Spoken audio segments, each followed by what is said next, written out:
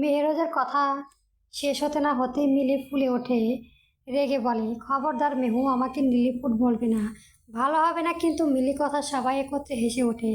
তখন মিলি আবার বলে, হাসবি না, আমি লিলিপুট হলেই তোরা কারেন্ট এখন খাম্বা। 5 ফুট 5 ইঞ্চি, আমি লিলিপুট বলবি না একদম।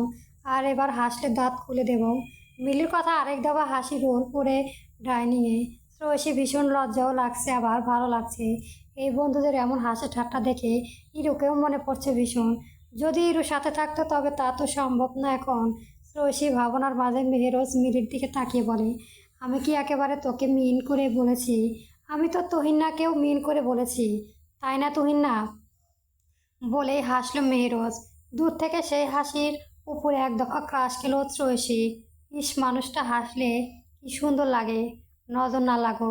মেহেরোজের কথায় মিলি বলে, দেখ মিহু, ভালো হবে না কিন্তু। আমাকে পাঁচালের পরেও কিন্তু পস্তাবি। মিলের কথা সবাই হাসে। তারপর ইভান ঠান্ডা করে বলে, কিসের পস্তাবো আর কেনই বা পস্তাবো? তুই কি পচা আলু যে তোকে পচাবে? ইভান আল্লাহর মেরে দিমু কিন্তু। এবার তুহিন হেসে সবাইকে থামাতে বলতেই মিলির মুখ ফসকে বলে, কি জন্য চুপ করো? কোনো প্রশ্নই আসে না। আমাকে পাচালে কেন? এবার বাসর করি শালা। শ্রেয়সীকে আজ আমাদের সাথেই রাখবো, দেখাবো নি কেমনই না পাস্তায় থাকবে। কথাটা বলেই দাঁত ভিজে জিভ কাটলো মিলি। কি বলতে গিয়ে কি বলে দিয়েছে। সবাই কতবার নিষেধ করেছিল এই কথা শ্রেয়সীর সামনে না উঠতে, আর সে বলে ফেললো। আজ আর রক্ষা নেই। মিলির কথা শুনে শ্রেয়সী ভীষণ লজ্জা লাগলো। মাটি ফাঁক করে ঢুকে যেতে ইচ্ছে করছে। আর চোখে মেহেরোজের দিকে তাকাতেই দেখলো মেহেরোজ তার দিকে তাকিয়ে আছে। শ্রেয়সী লজ্জায় চোখ নামিয়ে নিতে মেহেরোজ তোহার দিকে তাকিয়ে বলল, রাতে কি বিরিয়ানি খাবে নাকি তন্দুরি? তান্দুরি। মেহেরোজের কথা পিঠে তোহা কথাটা বলতে মেহেরোজ ইশারায় শ্রেয়সীকে জিজ্ঞেস করতে বলে। মেহেরোজের ইশারায় চোখে রাতেই ইভান আর মিলি দুজন একই সাথে খুব খুব করে কেসে ওঠে। ওদের হয়েছে কবে আমাদেরও হবে। আমু এভাবে কাটবে কি তবে? ওদের হয়েছে কবে আমাদেরও হবে। মিলি আর ইভানের এমন গান শুনে তোহা ধমক দিয়ে ওদের, তারপর বলে, তোরা কি বাচ্চা ভাই, চুপ করতে পারিস না? আমরা তো বাচ্চাই, এখনো বিয়ে করলাম না, চুপ কর বেয়াদব। তোহার কথা ইভান চুপ করে যায়। এদিকে ইভানান্দ কানের মানে ধরতে পেরে শ্রেয়সী আরও লজ্জা পায়। তোহা শ্রেয়সীর মুখের দিকে তাকিয়ে বলে, ননদিনী তুমি কি খাবে? সবাই যা খাবে। আরে এর বাইরে কিছু থাকলে কানে কানে বলে আমি বলে দিচ্ছি। তোহার কথা মিলি বলে, কেন কেন কানে কানে কেন বললে?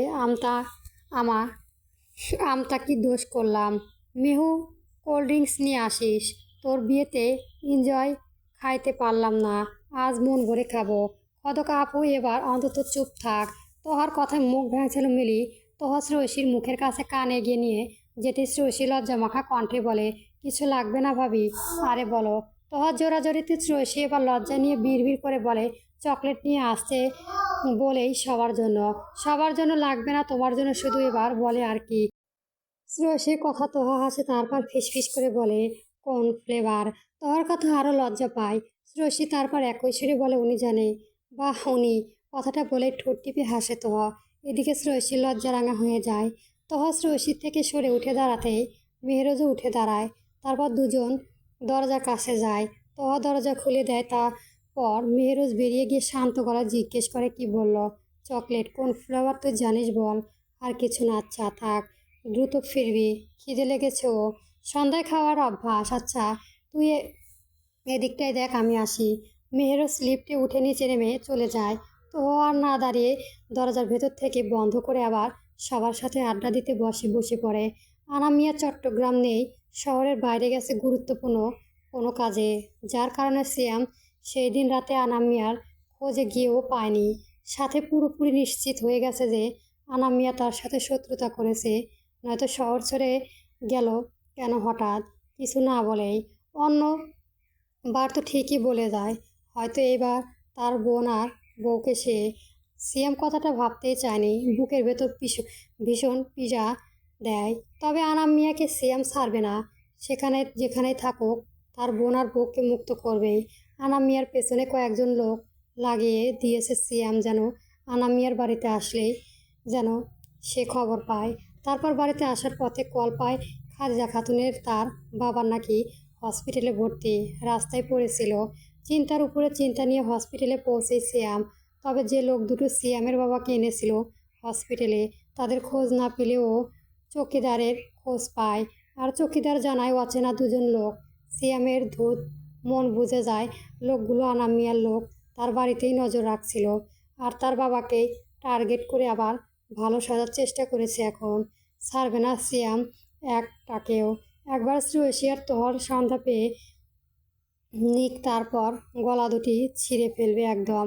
আইসিইউর কেবিনে বেডের পাশে বসে আছে সিয়াম, তার চোখ ঘুমন্ত আলতাফ শেখের দিকে। পাশে খাদিজা খাতুন এখনও কাঁদছে নিঃশব্দে। এদিকে সন্তান হারানোর বেদনা, অন্যদিকে স্বামীর এই অবস্থা। বেশিরভাগ আত্মীয়রাই মজা নিচ্ছে এখন, পিছনে বড় বড় কথা বলতেও ছাড়ছে না। কেউ তো বলছে ভালোই হয়েছে, এখন ভালো মানুষকে অপমান করতে গিয়ে নিজেরাই ফেসেছে। এখন সিনপ্যাথি নিতে অসুস্থতার নাটক। এখন আর মানুষকে বিশ্বাস হয় না। সিয়ামের কানেও কথাগুলো এসেছে, তবে চোখ বুঝে কথাগুলো সহ্য করে নিয়েছে। খাদিজা খাতুনের ঘাড়ে হাত রেখে সান্ত্বনা দিয়েও মনে মনে প্রতিজ্ঞা করে নেয় তার বাবার এই অবস্থার কারণে আনাম মিয়ায় থেকে প্রতিশোধ নেবে। তবে দিশেহারা লাগলো তার জীবনে গুরুত্বপূর্ণ ওই দুই নারীকে হারিয়ে। কোথায় খুঁজবে ওদের, কোথায় গেলে পাবে? ঠিক আছে তোরা, সিয়াম কি হচ্ছে সিয়াম, তাছাড়া আর কারো বোঝার ক্ষমতা নেই। সারাটা দিন হসপিটালে কাটিয়েছে, পাশাপাশি লোক দ্বারা খোঁজ চালাচ্ছিল তার বোন আর তোহার। সত্যি যদি নিলয় মির্জা পুলিশ কেস করে, তখন আর এক বিপদ। সিয়ামের নিজেই অসুস্থ পাগল উন্মাদ মনে হয়। মাঝে মাঝে মনে হয় সব ছেড়ে দূরে কোথাও হারিয়ে যেতে। আজ একমাত্র তার বুদ্ধির কারণে তার বোন আর বউ নিখোঁজ, তার কারণে আনাম মিয়ার সব জানতে পেরেছিল। আর তার কারণে তার বাবা অসুস্থ, মস্তিষ্কে তা কাজ করছে না সিয়ামের। কী থেকে কী করবে সে? মেহেরোজ বাজারে না এসে বেশ কিছুক্ষণ ড্রাইভ করে একটা শুনশান ব্রিজের কাছে এসে গাড়ির দরজা কাড়ায়, তারপর কারো কাছে কল দেয়। বেশ কিছুক্ষণ পর ব্রিজের নিচ থেকে দুজন উপরে উঠে আসে, একজন ফুয়াদ আর একজন গার্ড। ফুয়াদ মেহেরোজের গাড়ি জানালা টোকা দিতেই মেহেরোজ গাড়ির দরজা আনলক করেই বাইরে বেরিয়ে আসে। তারপর ফুয়াদের সাথে হ্যান্ডশেক করে। ফুয়াদ হাসি মুখে মেহেরোজের ভালো মন্দ জিজ্ঞেস করার পর মেহেরোজ বলে, যা যা আনতে বলেছিলাম এনেছো? জি স্যার। ফুয়াদ পেছনের ছেলেটার দিকে হাত বাড়াতেই দুটো বক্স এগিয়ে দেয় মেহেরোজের দিকে। মেহেরোজ বেশ খুশি হয়। তারপর বক্স দুটো নিয়ে গাড়ির সিটের উপর রেখে বলে, মিশনটা শেষ করতে হবে, আর টাইম নেওয়া যাবে না। আমরা ছুটি 3 মাসে, বাট যখন তখন ডাক পড়ে যেতে পারে।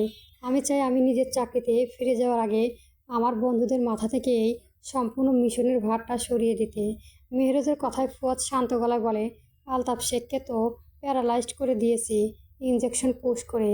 ও এমনিতেও কাজে ছিল না স্যার। আমাদের টার্গেট দুজন, সিয়াম শেখ আর এমপি আনাম মিয়া। দুজনে মোবাইলের সাথে আমাদের লোকেশন রাডার এর কানেকশন ফিডিক্স আছে। কখন কি কথা হয়, কোথায় যায়, সব জানা যাচ্ছে। আপনি চাইলে ওদের উপর পাঠিয়ে পুরো কেসটা সমাধান করে দেন। ফুয়াদের কথায় মেহেরোজ একটা দীর্ঘশ্বাস ছেড়ে বলল, আমরা শুধুমাত্র পুলিশের টিমটাকে গোপনে সাহায্য করবে, বাকি কাজ পুলিশের স্পেশাল টিম মানে আমরা বন্ধুরা সামলাবে। আর আমরা যদি আগেই ওদের মেরে ফেলি, তাহলে ওদের ঘাঁটি উদ্বোধনও হবে না। তাই আমরা ক্রু দেব আর পুলিশের টিম সব খুঁজে নেবে। তবে মাথায় রেখো, আমাদের পরিচয় কেউ যেন জানতে না পারে। তুমি সব সামলে নিও, আর আমাকেও জানিও। আমি আর আসতে পারবো না, কারণ আমার বন্ধুরা সব ইন্টেলিজেন্ট, সন্দেহ করতে সময় লাগবে না। মেহেরোজের কথায় ফুয়াদের মাথায় নাড়ায় সূচক, তারপর বলে, কিন্তু স্যার, সব কিছু আপনি করে ক্রেডিট আপনার বন্ধুদের দিবেন কেন? পুলিশের টিম এরা আরও অনেক মাস সময় লাগতো এসব ক্লু খুঁজতে। গল্পটি কেমন হয়েছে অবশ্যই জানাবেন, এবং পরবর্তী গল্পের জন্য আমার চ্যানেলটি সাবস্ক্রাইব করে রাখবেন।